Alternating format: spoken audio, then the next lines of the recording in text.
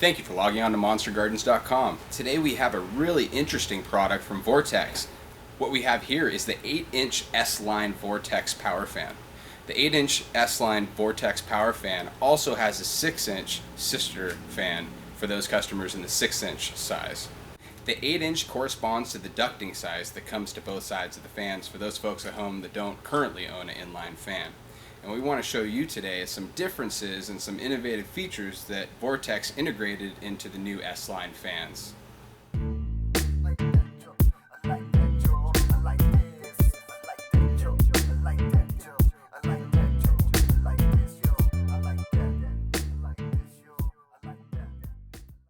Here we have a mixed flow impeller. The mixed flow impeller not only makes the fan more efficient for movement of air through the fan, but it also makes it run ultra quiet. The Vortex S-Line also has an internal impeller, which keeps the fan cool while operating. This Vortex fan has 100% speed control capability. It has low power consumption and it's built with a permanent lubricated bearing. The polycarbonate shell not only sound dampens it in comparison to standard metal fans, but it also makes it dent resistant. We have really unique mounting brackets on the side of the fan for quick installation. So here's the inner casing of the Vortex. And this is the actual mounting mechanism. So what you're going to use is there's screw holes right in these ports here. You're going to put screws in right in these ports here. You're going to mount it to the top of your ceiling. To attach the mounting bracket to the fan, you simply use these cinches, and if you've been snowboarding and you have a pair of snowboard bindings, you noticed it's a really simple, easy cinching system to attach the mounting bracket to the fan. Now it's ready to mount. Because of this new mounting bracket being plastic and not being screwed to the fan, we can obviously see that there's going to be a loss of reverberation, so it won't vibrate as much attached to the surface that you've mounted it to. As you can see, it's a really sleek design. I can obviously see this 8-inch fan, and here at Monster Gardens we also manufacture fans. So this is our 8-inch fan. Our 8-inch fan is actually very slim, so it can actually fit within slim applications. But let's admit this, the Vortex is quite shorter than our Rebel fan, which is pretty similar size to most of the other inline fans on the market, including the regular Vortex. So if you're needing a fan that is more slim design, we see this Vortex as fitting that application. The fan gasket that's on the fan actually ensures a tight and vibration-free assembly.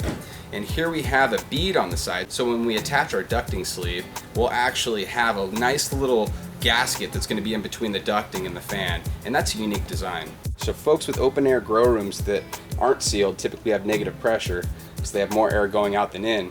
But if you don't have this and you have maybe a backup fan or something that's connected outside, or maybe a fan that's just not on all the time, a backdraft damper is actually a really nice feature to ensure that air is not backflowing out of the fan when the fan's not operating, trying to push air in the opposite direction. So as we can see here, there's an integrated backdraft damper the Vortex is put onto this fan. So when the air is flowing, this backdraft damper is going to open up, and when it's closed, it's going to retract back so the air isn't moving back through the fan, possibly outside of your garden. Now the insides of this fan, you can't see it, but it actually has a foam inner core in between the two sections here. This foam inner core actually does a great job of sound dampening and is also eliminating a lot of the reverberation you usually get with inline fans. Now this fan is a 120 volt, as we can see here. We're gonna go ahead and plug this guy in and take a look at it in operation. Actually, you want to get the jet engine view, so let's give you that.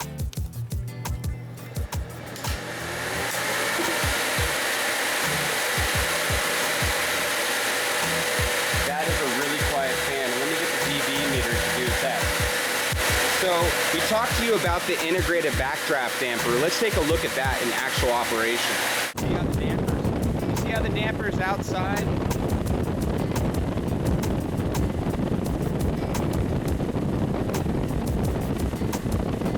Now watch the damper constrict back and you turn on the air.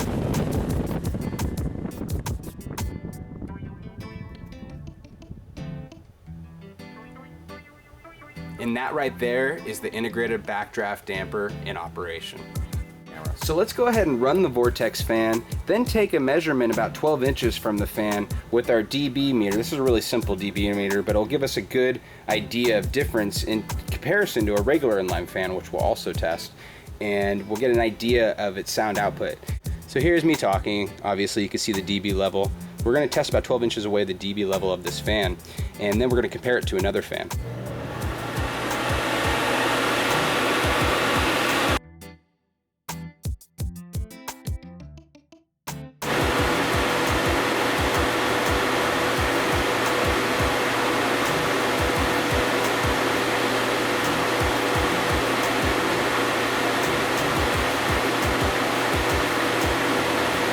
Now let's compare this fan to another inline fan.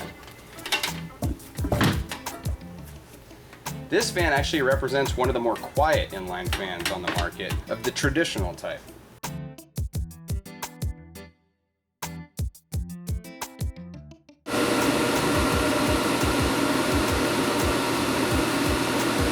It's like barely higher. Lower. Lower? 78.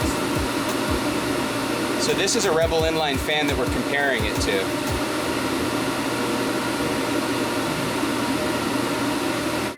Not only is it lower, but that one's at 2 mounting brackets, so we're putting 2 fixed points, and this box is reverberating even more. Oh yeah, which means that yours is quieter. Congratulations, you've won. Let's do one more test, which is the power test. Now you know one side will always be louder than the other side. That's why we did a test right in the middle. Right. And we did it 12 inches from the middle of both fans. So here we go for our fan power test. The tug of the Titans. Now we expect the Vortex to not have as much pull as the Rebel fan, because the Vortex, this actual Vortex, is designed more for quiet operation, more for, yeah, I guess quiet operation. So let's go ahead and run. Here we go. Oh, there goes my $5 bill. They got shredded. Oh no. I just lost $5.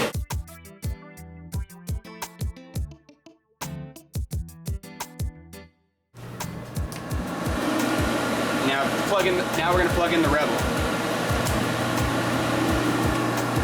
Oh, that's it. Wow. So we actually gave the Vortex about a 3-second running start before we plugged in the Rebel. So the Rebel actually not only had to wind up, but had to wind up with all that negative pressure sucking through it. That was about as much of a handicap as we could have given to the Vortex fan.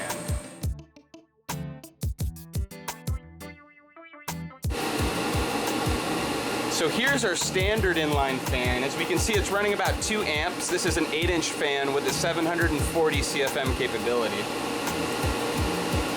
It's drawn about 220 watts on the 120 volt. So this standard inline fan is running about 122 watts at about 740 CFM. Let's plug in the Vortex and see how much more electrically efficient it is. Now I know that the Vortex also has a lower CFM output. I think it's about 25 plus CFM difference, lower on the Vortex side.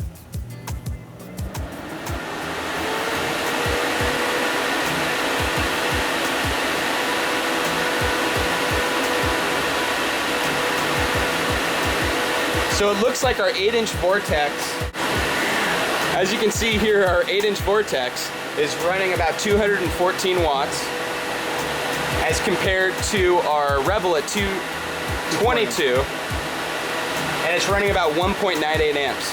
So it seems that the Vortex, in comparison to the Rebel with their CFM output, are about the same in their electrical performance as well as their amperage draw.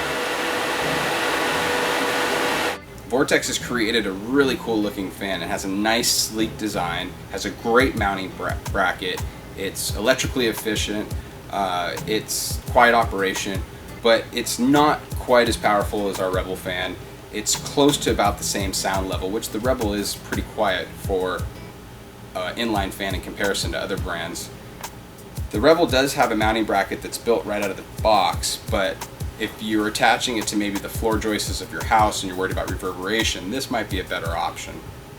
But the Rebel fan is a much better price point as well.